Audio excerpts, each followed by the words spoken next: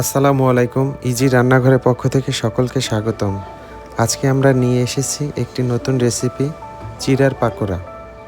সাধারণত চিড়া আমরা মিষ্টি জাতীয় খাবারের সাথেই খেয়ে থাকি। তো আজকে আমরা একটা ব্যতিক্রমধর্মী পাকোড়া দেখব। তো আমাদের সাথেই থাকুন এবং উপভোগ করুন। তো এটা করার জন্য শুরুতে আমরা কিছু উপাদান নিয়ে নেব। এগুলা করার জন্য আমাদের কিছু উপকরণ লাগবে। সেটা হচ্ছে আলু এবং ডিম। আলু এবং ডিম আমরা সিদ্ধ করে নিব। তো এজন্য চুলায় বসিয়ে দিলাম একটা প্যান। তাতে আমরা দিয়ে দিচ্ছি পানি। এখন এই পানিতেই আমরা আলুটাকে সিদ্ধ করে নিব। আলুটা আমি আগেই ছিলে নিয়েছিলাম, এখন শুধু সিদ্ধ করে নিব। তো আমি এখানে ২টা আলু ব্যবহার করেছি। এটা মূলত নির্ভর করবে আপনার বাসায় কতজন গেস্ট আছে বা কতজন মেম্বার, সেটার উপরে নির্ভর করবে যে আপনি কতজনের জন্য করবেন। তো এখানে আমি নিয়ে নিলাম চিড়া। চিড়াটাকে খুব ভালোভাবে আমি একটু চালনি দিয়ে বা ছাঁকনি দিয়ে খুব ভালোভাবে ছেঁকে নিচ্ছি। কারণ হচ্ছে এর মধ্যে প্রচুর পরিমাণে বালু রয়েছে। এই বালুগুলো আপনার শরীরের জন্য তো অবশ্যই ক্ষতিকর। আর এটা মুখে পড়লে তো খাবারের একবারে সব স্বাদটাই চলে যায়। তো দেখেন কি পরিমাণ বালু বের হয়েছে। তো এখন আমরা চিড়াটাকে ধুয়ে নেব খুব ভালোভাবে। কারণ এর মধ্যে অনেক ধান থাকে, এরপরে অনেক ময়লা থাকে। তো এটাকে আমি ৮ থেকে ১০ বার ধুয়েছিলাম। আপনাদের সাথে আমি একবার শেয়ার করতেছি আমি যেভাবে চিড়াটা ধুয়েছিলাম। তো দেখেন এই যে ধান, এরকম ধান ছিল অনেক। তো চিড়া যেহেতু ধান থেকে হয় সেহেতু এটা থাকতেই পারে। তো আমাদের যখন আমরা কোনো রেসিপি করব বা এটাকে খাবার উপযোগী করব, তখন আমাদের খেয়াল রাখতে হবে। এই যে অবশেষে ধুয়ে আমরা রেখেছি। আমাদের ডিম এবং আলুটা অলমোস্ট হয়ে এসেছে। আমরা এটাকে নামিয়ে এখন একটা গ্রেটারের সাহায্যে কুচিয়ে নিব। আপনারা চাইলে এটাকে হাত দিয়েও ম্যাশ করে নিতে পারেন। তো আমি এটাকে গ্রেটারে কুচিয়ে নিচ্ছি এবং ডিমটাকেও সেমভাবেই আমি কুচিয়ে নেব। এটা অনেকটা মোলায়েম হয় যখন আপনি একটা বাইন্ডিং করবেন, তখন এটা খুব ভালোভাবে আপনার মোলায়েম হবে। দেখেন ডিমটাকেও আমরা এভাবেই ম্যাশ করে নিচ্ছি। তো আমরা এখন পাকোড়ার জন্য যে সকল উপকরণ ব্যবহার করব, সর্বপ্রথম নিয়ে নিলাম ধনিয়া পাতা, নিয়ে নিলাম কুচানো পেঁয়াজ। পেঁয়াজটাকে একটু ছোট সাইজ করার চেষ্টা করবেন। নিয়ে নিচ্ছি কাঁচামরিচ কুচি, নিয়ে নিচ্ছি আমরা স্বাদমতো লবণ, আমরা নিয়ে নিচ্ছি হলুদের গুঁড়া,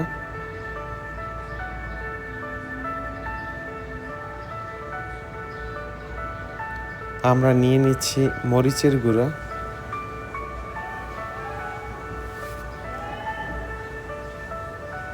আমরা এখানে নিয়ে নিলাম ধনিয়ার গুঁড়া। ধনিয়াটার আপনারা ভাজা ধনিয়ার গুঁড়োটা ব্যবহার করার চেষ্টা করবেন, ভাজা হলে ভালো। দিয়ে দিচ্ছি আমরা ভাজা জিরার গুঁড়া। এগুলো খুব ভালো একটা সেন্ট আসে। এখন আমরা ব্যবহার করব নুডলসের যে মশলাটা থাকে অনেক সময়, ম্যাগি মশলাটা, এইগুলো আমরা ব্যবহার করব। এখানে আমি 2টা পরিমাণ নিয়েছি। আপনারা যদি কেউ চাট মশলা বাসায় থাকে, চাট মশলাটা ব্যবহার করতে পারেন। আর যদি চাট মশলা না থাকে, তখন আপনারা আমার মতো এই উপকরণটা ব্যবহার করতে পারেন। এটা একটা আলাদা স্বাদ আসে। তো এখানে আমি দিয়ে দিচ্ছি 1 চা চামচ পরিমাণ চালের গুঁড়া, আর দিয়ে দেব একটু বেসন। বেসনটা দিতেই পারেন, কারণ হচ্ছে রমজানে তো আমাদের ইউজ হয়। আর চালের গুঁড়োটা অপশনাল, আপনি না দিলেও হবে, কোনো প্রবলেম নেই, কারণ আপনার এমনি বাইন্ডিং চলে আসবে যেহেতু এখানে চিড়া রয়েছে। তো এটাকে খুব ভালোভাবে মেখে নিতে হবে। দেখেন আমি এটাকে খুব ভালোভাবে মেখে নিচ্ছি। এই যে আমাদের ডোটা তৈরি হয়ে গেল, দেখতে পাচ্ছেন হয়তো ডোটা অনেক মোলায়েম হয়েছে। তো আমি হাতে একটু তেল মেখে নিচ্ছি, যাতে করে এখন আমি পাকোড়াগুলো যে বানিয়ে নেব, সাইজটা যাতে খুব সুন্দর একটা শেপ দিতে পারি, শেপটা যাতে ভালো হয় এজন্য। তো প্রথমে আমি দেখেন কি শেপ দিচ্ছি, বিশেষ করে যে নাগেটগুলো হয় না, চিকেন নাগেটগুলো, চিকেন নাগেটের মতো চতুর্ভুজ টাইপের যে শেপটা হয় ওইটা দিব। আজকে আমি এই পাকোড়াটা 3 ধরনের শেপ দিয়ে তারপরে হচ্ছে ভেজে নেব। তো এখানে আমি এই একটা শেপ দিলাম এবং ব্রেড ক্রামটা ব্যবহার করছি। এটা হচ্ছে পাউরুটির ব্রাউন অংশটা, সাইডের যে অংশটা আমরা অনেক সময় ফেলেও দেই, ব্যবহার করি না, তো ওইটাকেই আমি সবসময় ব্রেড ক্রাম হিসাবে ব্যবহার করি। এবং এটা কিনা ব্রেড ক্রামের থেকে অনেক ভালো, আমরা বাজার থেকে যেটা কিনি তার থেকে অনেক ভালো কাজে আসে এবং টেস্টও ভালো থাকে এটার। তো এখন আমি দেখেন আর একটা শেপ দিয়ে নিচ্ছি। এই শেপটা হচ্ছে ত্রিভুজ টাইপের, দেখেন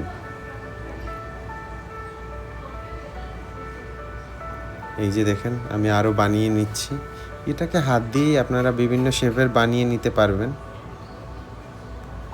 আসলে অনেকে বলে থাকেন যে চিড়া খেলে মানুষ মোটা হয়ে যায়, ব্যাপারটা কিন্তু সেরকমের না। চিড়ামুড়িতে শরীরে ফ্যাট জমে না, এতে খারাপ যে ক্যালোরিটা থাকে ওই খারাপ ক্যালোরিটা শরীরে বাসা বাঁধে না। যারা ওজন কমাতে চান তারা নিয়মিত খাবারে চিড়ামুড়ি রাখতে পারেন। তো আমরা চুলায় একটা প্যান বসিয়ে দিলাম, এখন আমরা দিয়ে দিচ্ছি সাদা তেল। এই তেল দিয়ে মূলত পাকোড়াগুলো আমরা ভেজে নিব। তো একে একে আমরা পাকোড়াগুলো দিয়ে দিচ্ছি তেলের মধ্যে। এখন আমরা এটাকে খুব ভালোভাবে ভেজে নেব।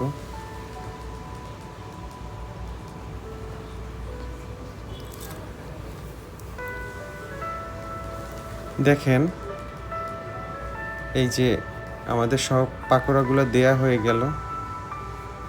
তো অনেকেই হচ্ছে ইফতারে দই চিড়াটা খেয়ে থাকেন। দই চিড়া খাওয়ার উপকারিতা রয়েছে অনেক। তাৎক্ষণিক শক্তি সরবরাহ করে, সহজে হজম হয়, পাকস্থলীর জন্য আরামদায়ক, পানি শূন্যতা দূর করে, পেট ঠান্ডা রাখে, অ্যাসিডিটি কমায়, প্রোটিনেরও কিন্তু একটা ভালো উৎস, ওজন নিয়ন্ত্রণেও সহায়তা করে।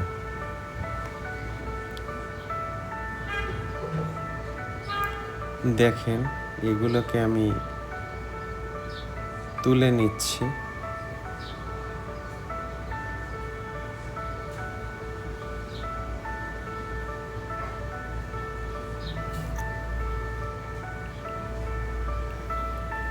আমাদের ভাজা অলমোস্ট হয়ে গেছে, আমরা এগুলো এখন তুলে নিব। আপনারা বাসায় অনেক সময় আমাদের খাওয়ার মতো কোনো কিছু থাকে না, ঝটপট কী করব, তখন কিন্তু এই চিড়ার এই রেসিপিটা করে দিতে পারেন। এবং এবার রমজানে আপনারা ইফতারিতে এটা একদিন হলেও খেয়ে দেখতে পারেন, আসলে অনেক মজা। এটা যখন আপনি করবেন ইফতার আইটেমের সাথে, কেউ আসলে বুঝতেই পারবে না যে এটা চিড়া দিয়ে করা। তো এটা একবার ট্রাই করে দেখতে পারেন। ধন্যবাদ জানাচ্ছি সকলকে যারা আমাদের ভিডিও দেখেন, সুন্দর সুন্দর কমেন্টস করেন। আরও ধন্যবাদ জানাচ্ছি রিমা আক্তার, ওনার মা আমাদের ভিডিও দেখেন।